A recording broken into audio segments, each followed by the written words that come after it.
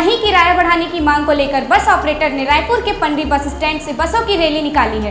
बसों की रैली को कैनाल रोड चौक पर पुलिस ने रोक लिया है। पुलिस कर्मियों की बस मालिकों के साथ झूमाझटकी हुई है।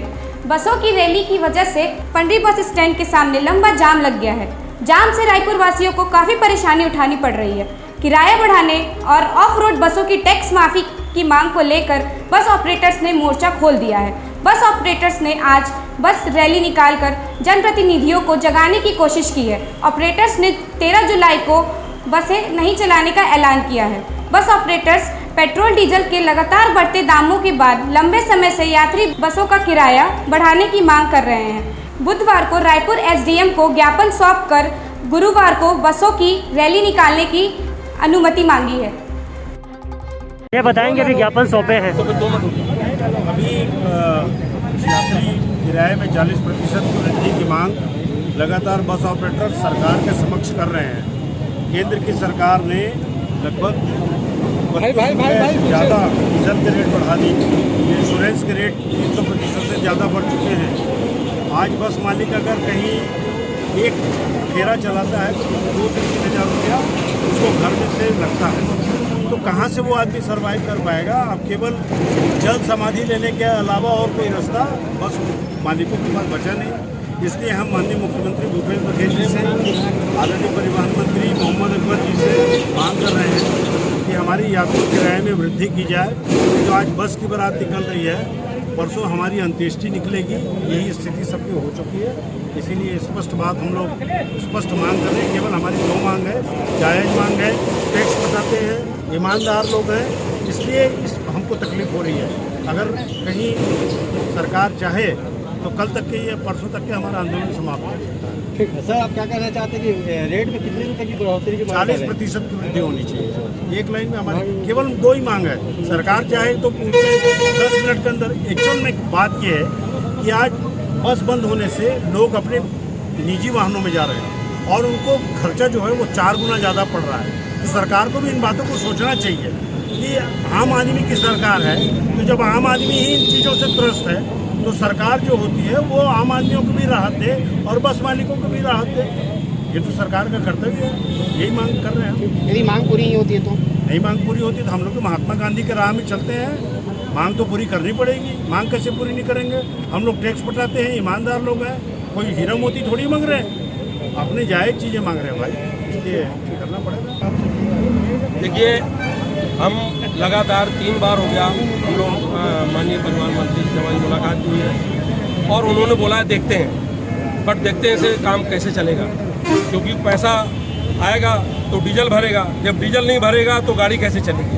पानी से तो गाड़ी चलना नहीं है। केंद्र सरकार जो कर रही है राज्य सरकार के ऊपर, हमसे उससे कोई लेना देना नहीं है। राज्य सरकार केंद्र सरकार से बात करें, हम तो अपने मुखिया से बात करेंगे। जब हम उस मुखिया के देश में रहते हैं, प्रदेश में रहते हैं, तो उस मुखिया का दायित्व बनता है कि वो अपनी प्रजा को ध्यान दे।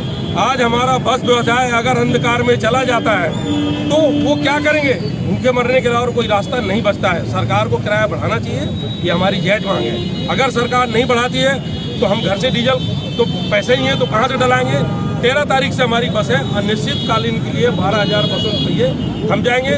उसके बाद भी अगर सरकार बात नहीं मानती तो हमारे अलावा मरने का और कोई रास्ता नहीं है। तो 14 तारीख को कानून नदी के बाद हम लोग अपनी जल समाधि देंगे। इसके लिए राज्य सरकार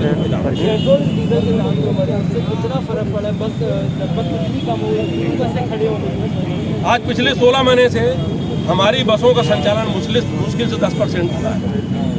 इसलिए क्योंकि डीजल के आय बहुत बढ़ चुका है, डीजल के आय ज़्यादा होने के कारण तकलीफ हो रही है। अगर सरकार डीजल किराया वृद्धि कर देती है तो गांव से आने वाला जो बेचारा 100 रुपये में पेट्रोल भरवा के शहर पहुंच रहा है, वो आदमी को मात्र 20 रुपये लगेगा और वो गंतव्य अपने पहुंचेगा। तो सरकार को खुद सोचना चाहिए। ये कहना बिल्कुल गलत है कि किराया बढ़ेगा तो पब्लिक के ऊपर मार पड़ेगी। नहीं, पड़ोसी राज्यों में किराया बढ़ाया गया, कुछ सोच समझ के बढ़ाया गया।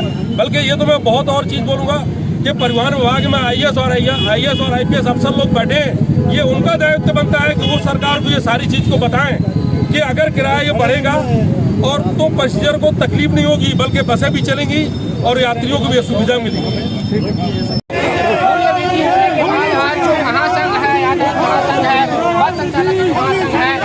अपनी किराया वृद्धि को लेकर हैं, क्या मांगे हैं सरकार से नहीं मांगी तो 12,000 यात्री किराए में वृद्धि हो और दूसरा हमको बस खड़ी करने के लिए केवल 2 मांगे हैं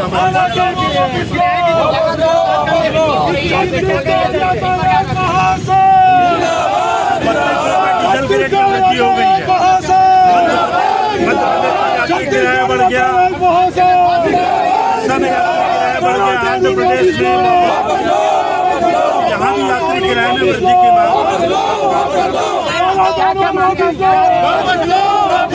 40% सरकार को किराया बढ़ाना चाहिए। अगर सरकार नहीं बढ़ाती, आज भी प्रयास किया जा रहा है, आगे भी किया जाएगा, बट बसों का संचालन 13 तारीख से अनिश्चितकालीन के लिए बंद कर दिया जाएगा।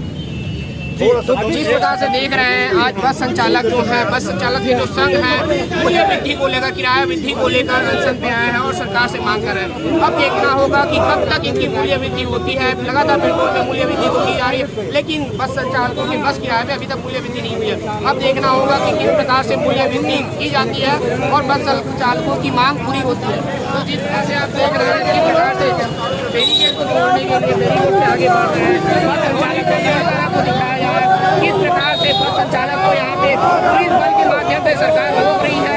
आप लगातार ये तस्वीरों के माध्यम से देख सकते हैं किस प्रकार से पुलिस बल रोकने की में लगी हुई है। पूरी प्रशासन जो है, प्रशासन पूरी छुट्टी हुई है रोकने में बस संचालकों को। तो जिस प्रकार से हम तस्वीर आपको दिखा रहे हैं, बस संचालक जो है अपनी मांगों को लेकर सरकार के पास आ रहे हैं, मूल्य वृद्धि की मांगों को लेकर सरकार के पास आ रहे हैं, लेकिन पुलिस प्रशासन जो है उन्हें पहुंचने नहीं दे रही है। आप पूरी तस्वीर के माध्यम से देख सकते हैं किस प्रकार से आधे बीच में ही प्रशासन अभी पुलिस को रोक चुका है।